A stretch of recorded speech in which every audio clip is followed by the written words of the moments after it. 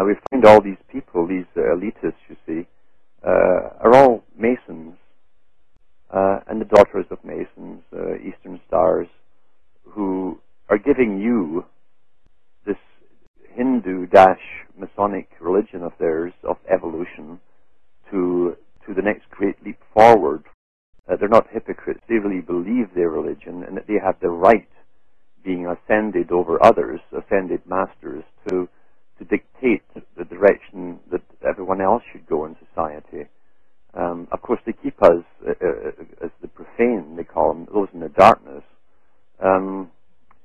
because, well, we just can't handle truth, you see, and we're too stupid to handle truth, and we couldn't make the proper decisions for ourselves, so they treat us kindly like good shepherds and make all the decisions for us. Mikhail Gorbachev, who was the head of the KGB in the Soviet Union, you know, those nice guys in the black outfits that used to kidnap people at night from their houses and torture them and kill them, and then became president of the Soviet Union, and then was picked by Maggie Thatcher to come over to London, where the press agreed not to ask him any nasty questions about his politics. They only talked about his new blue suits, etc., very trendy man, and his wife's hairdos. His wife at the time explained that you could get a free facelift if you walked into a clinic in any Russian street, you see. It was just a wonderland over there, and you had abortion on demand. They couldn't give you the pill.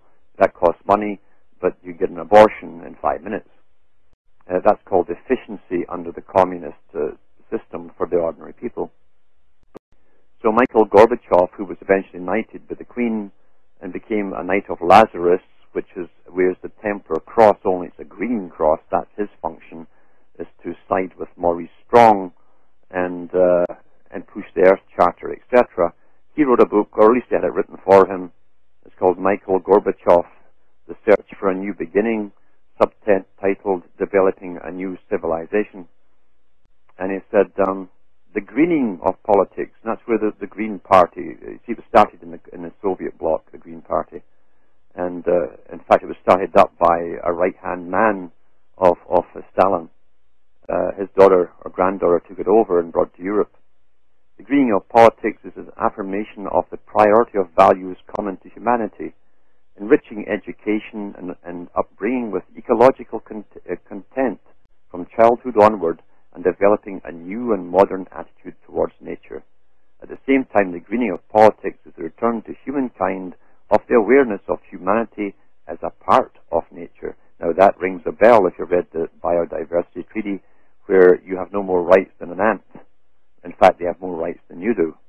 The moral improvement of society and the maturation of civilization is inconceivable without this.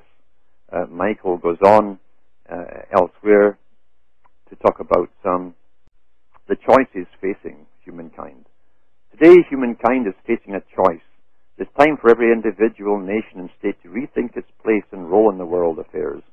We need an intellectual breakthrough into a new dimension. This is the great leap forward of Masonry once again. And that means the state of the human spirit that assumes paramount importance. The roles of culture, religion, science, and education must grow enormously.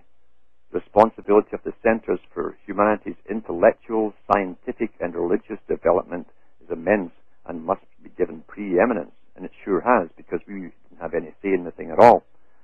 The future of human society will not be defined in terms of capitalism versus socialism. It was that dichotomy that caused the division between the world community into two blocks and brought about so many catastrophic consequences. We need to find a paradigm that will integrate all the achievements of let me see, turn over the pages, stick them together here, of the human mind and human action, irrespective of which ideology or political movement can be credited with them. This is the coming together of the heads and the tails of the coin, because they're both run by the same money men, you see. This paradigm can only be based on the common values that humankind has developed over many centuries. The search for a new paradigm should be a search for synthesis. So you had the thesis, you see, capitalism, the antithesis of communism, and here's the synthesis for what is common to and unites people, countries, and nations, rather than what divides them. The search for such a synthesis can succeed conditions are met. First of all, we must return to the well-known human values that are embodied in the ideals of the world religions and also in the socialist ideas that inherited much from those values. He means the Fabian society.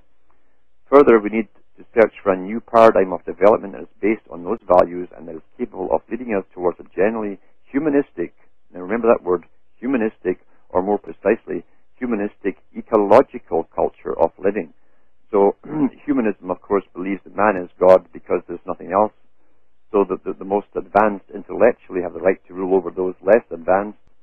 And ecology, of course, is to do with the planet and economy as well, all lumped into one. A scientific socialism is what he's talking about. He's reiterating the very values that Bertrand Russell, H.G. Wells, and all the rest of the Fabian Society were spouting out back in the 1800s, and still do, actually. Their descendants still run the Fabian Society today.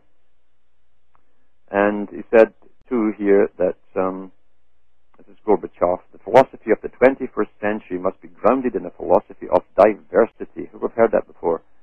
If life is such as the highest value, then even more precious is the singular identity of every nation and every race as a unique creation of nature and human history. At the same time, we must begin to define certain moral maxims or ethical commandments that constitute values common to all humankind.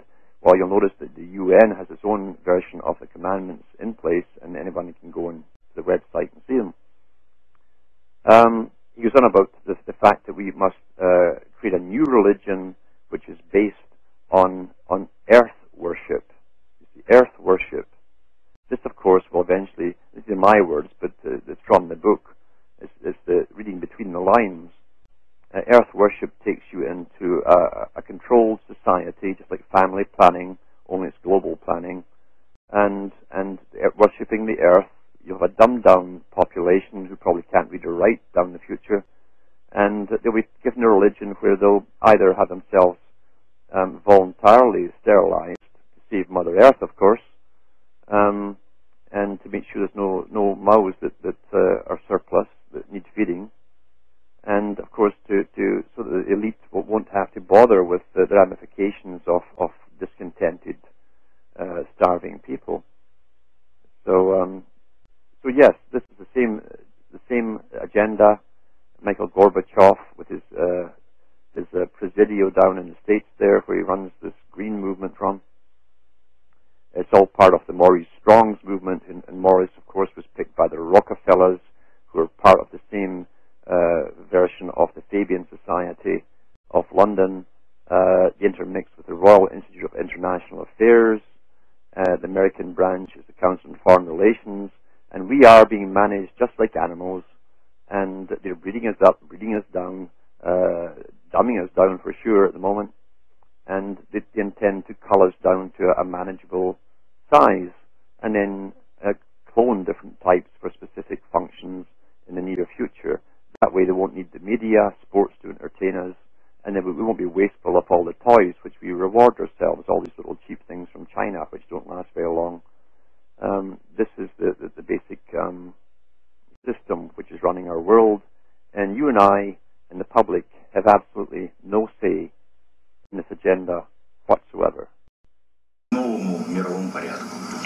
I think even that does not describe why the world has changed so much and why the world has turned so much toward a new world order and a new kind of civilization.